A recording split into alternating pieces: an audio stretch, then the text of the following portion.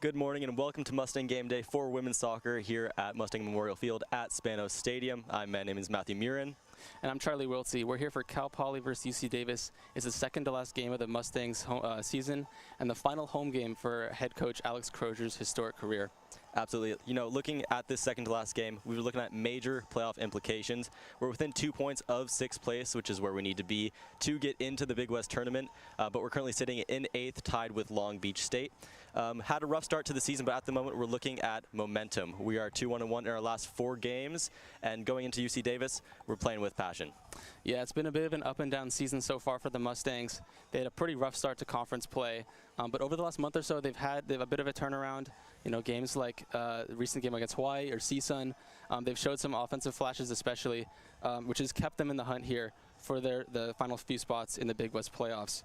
And then also we talk about Alex Crozier. It's his final season, so there's definitely a lot of added pressure on the players to kind of deliver in that way, and as well as there's 12 seniors this year, so a lot of historic season, definitely, for sure. So we're going to get more into Crozier's impact on the program later on in the show. Yet also getting into some of the recent games. We're coming off a 3-1 win against Hawaii, and they also have 7 goals in their last 4 games, going 2-1-1. And during the stretch, Jessie Halliday has scored 3 goals and added 2 assists, so she'll be really big for this game against UC Davis. That back 4 has also been instrumental and will be key in shutting down the best offense in the Big West in the Aggies offense. We're looking at Emmy Brown, Danny Wozniak, Ainsley Connor, and Cameron Penn, who have all played a lot of minutes this season and played all 90 minutes against Hawaii, and it's been really big. Yeah, the Mustangs are taking on UC Davis today. They're in the middle of a very strong conference run. But we're going to head to break here. When we come back, stick with us after the break. We're going to go into interview with Dylan Allen, who will give us an inside look into the team. Cal Poly students in environmental management, forestry and natural resources, and other fields of study have a new opportunity to get the learn by doing experience. Cal Poly received a fire simulator that can model wildland fire behavior. The simulator can be used for fire behavior research, as well as better informing members of the community about risks associated with where the wildland meets the city. Third-year Garrett Lee has taken it upon himself to share this new piece of technology with his peers. We have the technology, why aren't we using it? So put me on it, I got it delivered here to campus, and then starting with that, I just started fiddling around with it. But the more that I fiddled around with it, the more I saw its applications and started getting involved with other people. Garrett also works for the Wildland Urban Interface Fire Institute on campus and with the City of San Luis Obispo Fire Department, showing his dedication to both fire prevention and sharing that wealth of knowledge. And I started to realize that there's a lot more issues than just structural firefighting. Like, sure, that saves lives every day, but there's a little bit more to that in the sense that we have all this wildland, and we only have so much city. Nick Bayham, a student who's getting involved with this technology, already sees the applications for it in his field of study. As a soil science major, I think about how can we use this to try and predict soil burn severity. For Mustang News, I'm Eli Benson. Welcome back to Mustang Game Day. We're winding down the clock until kickoff, but before we get there, with us today, we have an insider expert, Dylan Allen, giving us a deeper look into the team this year. Yeah, thanks guys for having me on. I'm excited to talk a little bit of women's soccer. It's a little bit of change of scenery here on the flip side of asking questions. Yeah, Dylan, I know you recently talked to Brennan and Lily Cole, and so maybe tell us a little bit. We're going to see some more about them later on in the show, but tell us a little bit about what you learned. Yeah, Brennan and Lily are a very fun pair. I got to interview them recently last week, and just an exciting duo to talk to. Lily, the freshman, getting 5 starts here at outside back, and then Brennan having a key piece as well in the midfield, scoring that goal as we saw against Hawaii, her 2nd goal of her career at Cal Poly. So a big key for Cal Poly is going to be Brennan's ability to play defense today. So Lily, we'll see how many minutes she gets, but it's been an exciting season for the 2 of them, especially for Lily to be able to start as many times as she has. Absolutely, and going into a little bit into those stats, Brendan getting 2 goals and 3 assists, and Lily with 5 starts, putting in some really solid minutes. What are your thoughts on their contributions so far? I think it's been great. Brennan has been a very strong piece. She started in a lot of games here at Cal Poly, and then Lily coming in, she got her first collegiate start in the first game of the season against Portland. That was really exciting to watch. I got to call that, and she told me she just had a great time being able to get out there and make plays with her teammates, and then see her sister out there. So it's really exciting. And then to interview them, it was cool. It's just a lot of passion for the both of them. Absolutely. And a little follow-up on that. Brennan, being a midfielder and playing a lot of minutes, playing 90 minutes in that game on Thursday, how important is energy going to be and intensity coming into this game on just 3 days of rest? Today it's huge, especially when you're playing basically the best offense in the Big West, and UC Davis. Today is very key. They got to start out really strong, bring the attack to Davis, play very physical. Davis has some fantastic forwards, two forwards with 9 goals each, so Brennan and Emma Brown are going to have their work cut out for them today. Yeah, and Dylan, tell us a little bit more about that sibling connection with Brennan and Lily. What kind of advice did Brennan share with Lily coming into the season?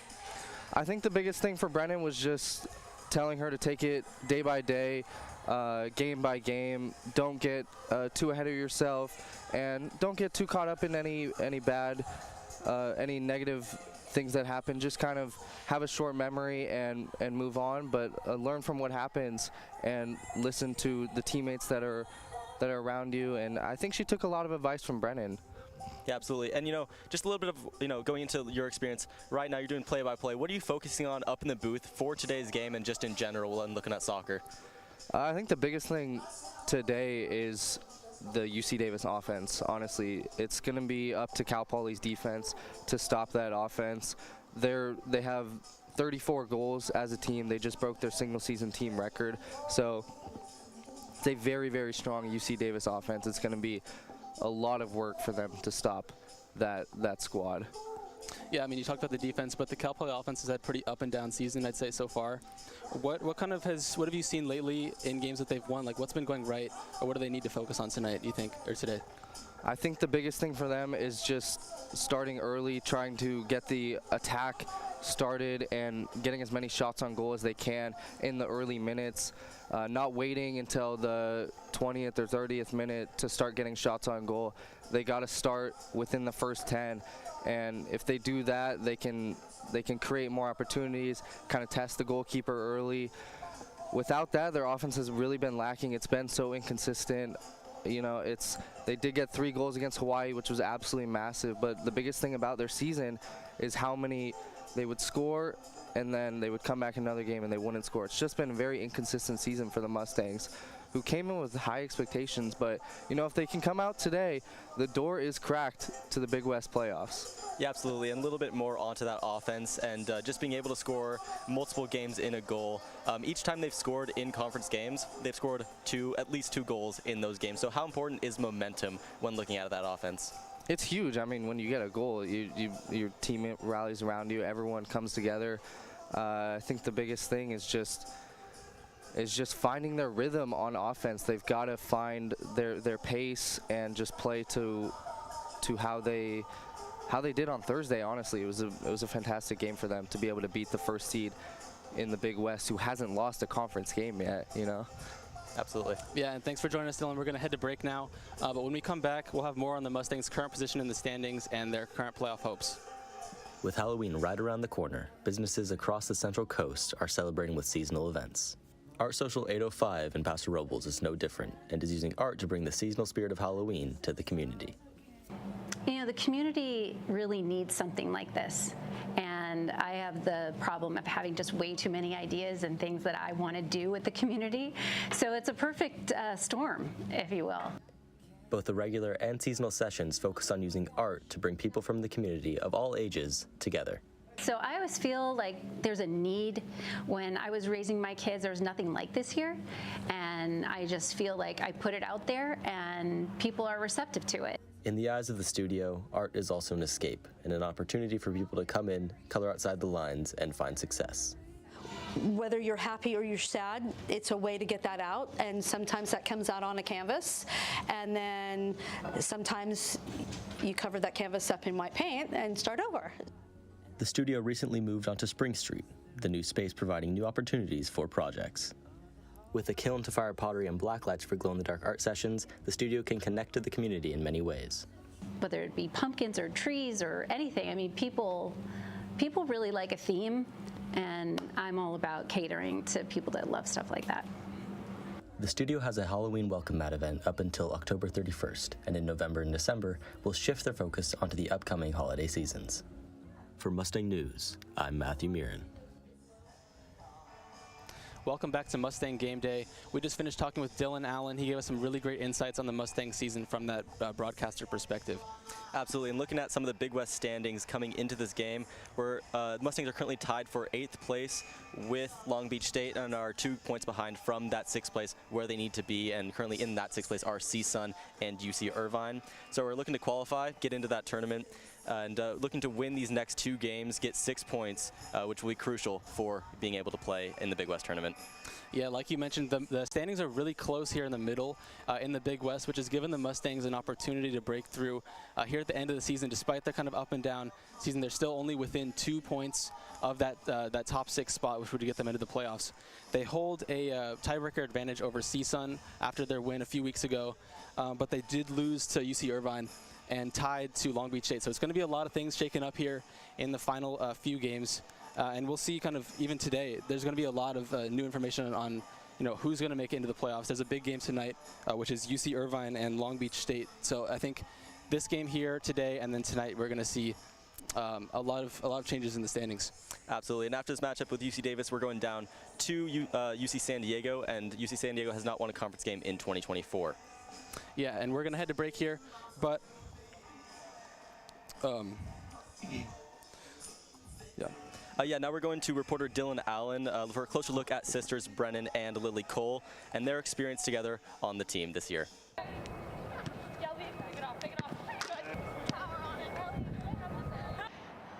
It's like you're just playing with your best friend. That's what it is, basically, and I love that.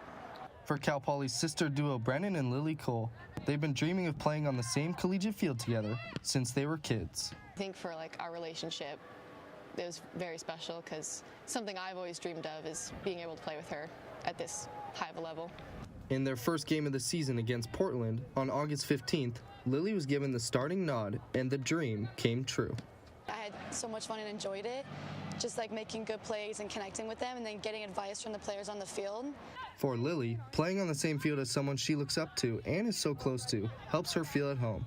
The last time these two shared the same field was 4 years ago when Brennan was a senior in high school. I mean, it's definitely a step up from playing in the same high school team because it's at a different competitive level, but having her out there definitely made me feel more at home because obviously she gives me advice and I'm bouncing off her and she's bouncing off me. And just watching her, because she's one of my role models, so it was nice to have her out there. Seeing her younger sister out there in the same collegiate game was an emotional moment for Brennan. Kind of pictured it all summer, but to kind of see it happen really had to stop myself from tearing up. Both sisters have been key contributors for Cal Poly this season. Brennan has played in over 1,000 minutes, while Lily has played 531. Reporting for Mustang News, I'm Dylan Allen. That was a great package there. Thanks to reporter Dylan Allen for getting that coverage on the Cole sisters. We're going to head to break, but when we come back, stay tuned because we'll be talking to a Cal Poly alumni who won the Big West Championship in 1997. San Luis Obispo's very own Avala Valley Barn is offering several fall festivities for the public to enjoy this season. Complete with a hay maze, pony rides, caramel apple stands, and so much more, the Avala Valley Barn is perfect for families of all ages to come visit. Not to mention, their seasonal pumpkin patch is full of over 45 varieties of gourds and pumpkins. Avala Valley Barn employee Maddie King talked with me about the seasonal events and its popularity amongst all ages. The fall kind of time is a really fun time for people to come out here at Avala Barn because there's stuff to do for all ages. Older people will like to come and just see the pumpkins, pick some out for their home, and buy a lot of the baked goods in the store, whereas the kids will want to come and do the hay maze, the tractor rides, and also feed the animals. In addition to all the fall festivities, a lot of visitors will come to the barn to get fresh fruits and vegetables, as well as their fresh baked goods. Avala Valley Barn employee Grace Gutierrez believes that the farm fresh items contributes to the at-home feeling the barn gives off to visitors, which in return increases the popularity. The sweet shop is like, the food is really good and everything's fresh. So like from the bakery to like the corn and the apples, like it's all fresh. The Avala Valley Barn's fall offerings will continue through the 31st and will then transition over to their winter offerings, which is complete with their Christmas trees and seasonal sweet treats for sale. To learn more about the fall fun, go to their website, avalavalleybarn.com. For Mustang News, I'm Emma Lightfoot.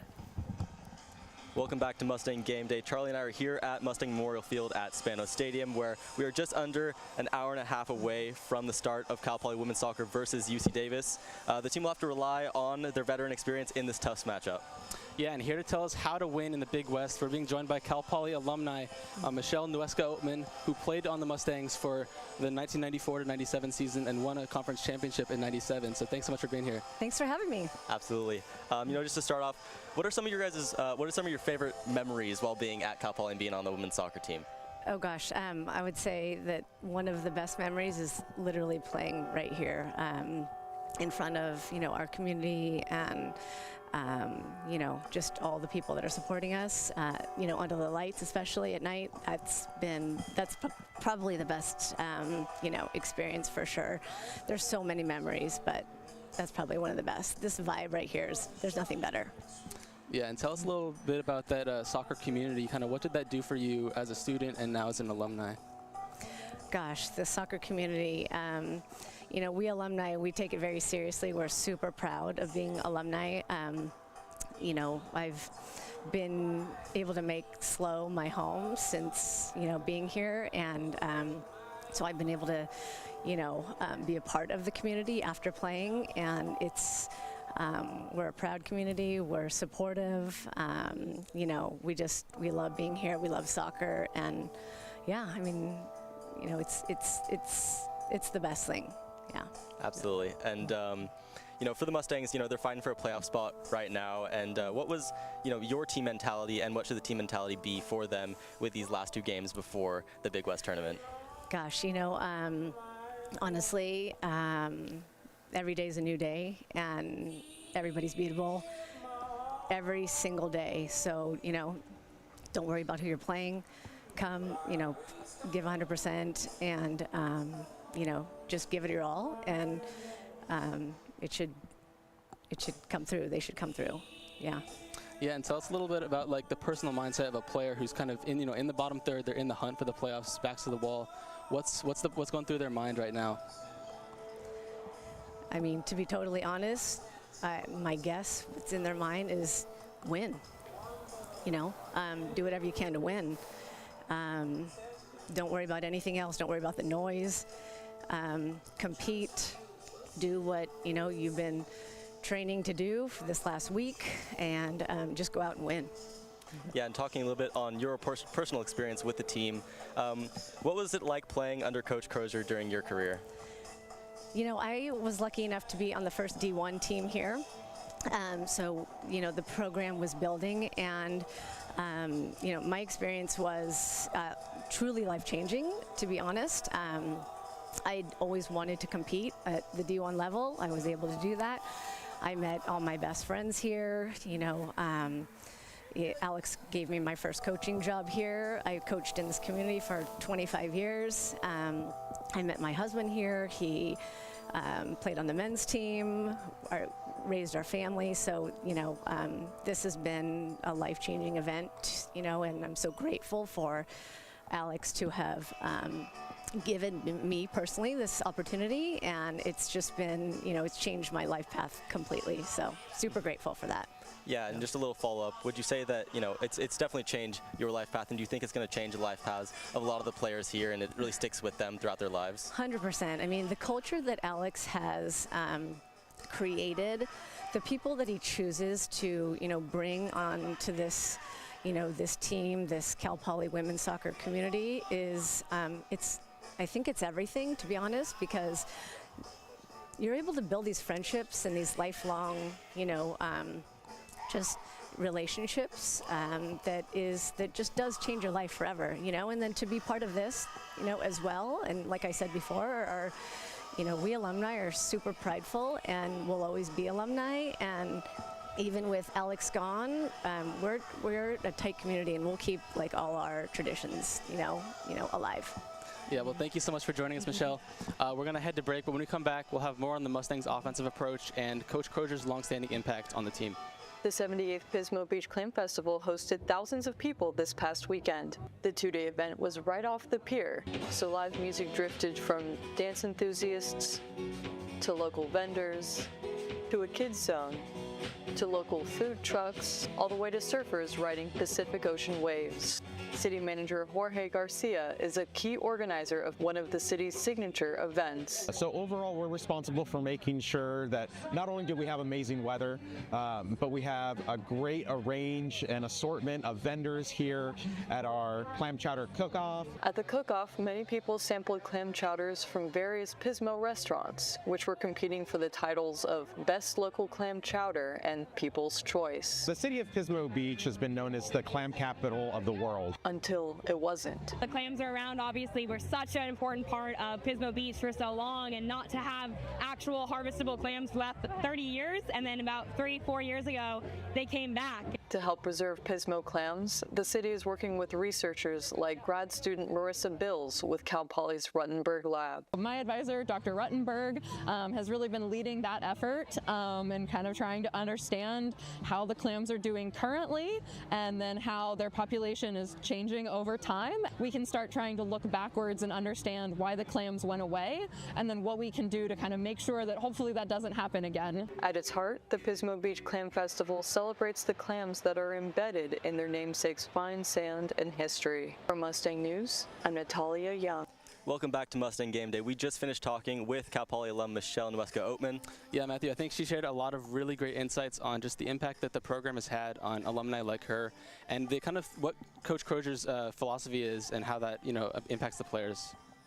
Yeah, now we're getting to some key storylines from the season. How about Emily Lieber's injury, Charlie? Yeah, Emily Lieber was an everyday starter last year and was looking like it would be the same going into this season, but she went down with an injury midway through this season, and that's been a big impact on the team on who's playing. You're going to talk about Whitney Wiley, Annika Smith as well. So some younger players have had to step up in her place and kind of take the load of that offensive responsibility. So maybe, Matthew, do you want to take us through what their offensive approach has looked like with her absence this year? Absolutely. The attack has really changed throughout the year and has gained a lot of momentum, especially within these last 4 games. Whitney Wiley has, again, come into this team and taken that starter spot and really just run with it. She's gotten 3 goals throughout the season and is really, up there with a lot of the leading goal scorers on the team this season. That's looking like Annika Smith with 5 goals, Jessie Halliday with 4, and Kate Reedy with 4 as well. So a really well-balanced attack, an attack that can really strike from a lot of different places.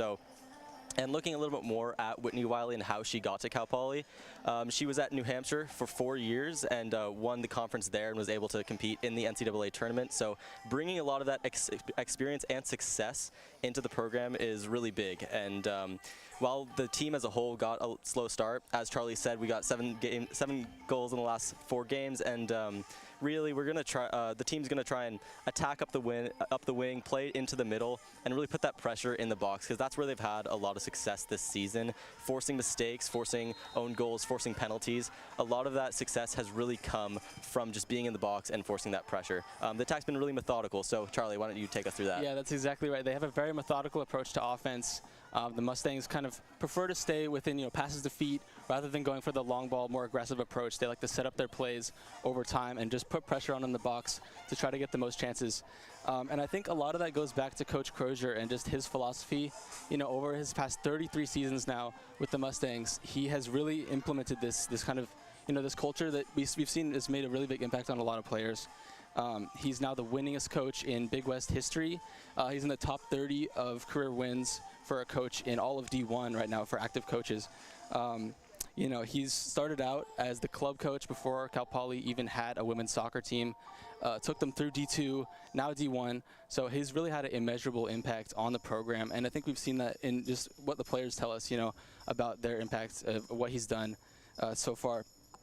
So he has 10 regular season conference titles, 3 Big West tournament wins.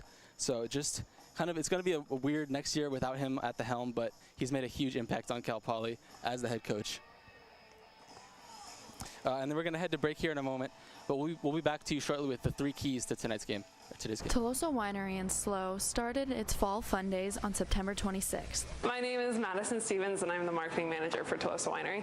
For Fall Fun Days, the inspiration behind that was really wanting to drive traffic from our local community and get the school more involved here at the winery. My name is Ivy Thompson and I am the taster manager at Tolosa.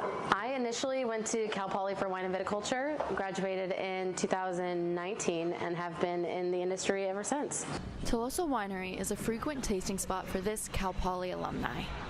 Shog El Bahar. I'm architect by trade, but currently working at a coffee shop and a little market. I've been here a few times for tastings, like through friends at parties, at events. There's so many things to love when you're at a winery. The views are spectacular, and there's just so much energy at the winery during harvest season, and being able to provide events for people to enjoy while all that's going around. We just look outside on the other side of our patio from where the live music is full-fledged harvest going on. So just adding fun to both sides of the winery. It's lovely. I love live music. Creating a really fun environment to hang out on a beautiful fall afternoon and capitalize on the beautiful place that we get to live and drink really good wine. Fall Fun Days ends on November 7th. Reporting for Mustang News, I'm Stephanie Norberg. Welcome back. We're going to get into the 3 keys for today's game. Matthew, tell us what's going on. Absolutely. First key to the game is going to be slowing down the UC Davis offense. As Charlie said, they are the offense with the most goals in the Big West, and as Dylan said, they broke their own record for goals in a season. So it's going to be on that Cal Poly defense to really slow them down. They have actually slowed down themselves in the last 8 games, only scoring 12 goals as to opposed to their other 22 in their first games of the season, which were largely non-conference games. So we're looking for performances from Mackenzie Samuel and their backline. The goalie and backline are going to be really important in this game, just stepping to attackers outside the box, preventing them from getting those really good angles on goal and slowing down those shots. And sorry about that. Mackenzie Samuel is also looking for her 20th career shutout today. We'll see if we get that. She's on 19 at the moment. Exactly, yeah, and I think the second key is going to be on that offense, maintaining the possession and pressure in the box. We've talked a lot about how their consistency has really been a main impact on whether or not the Mustangs win or lose.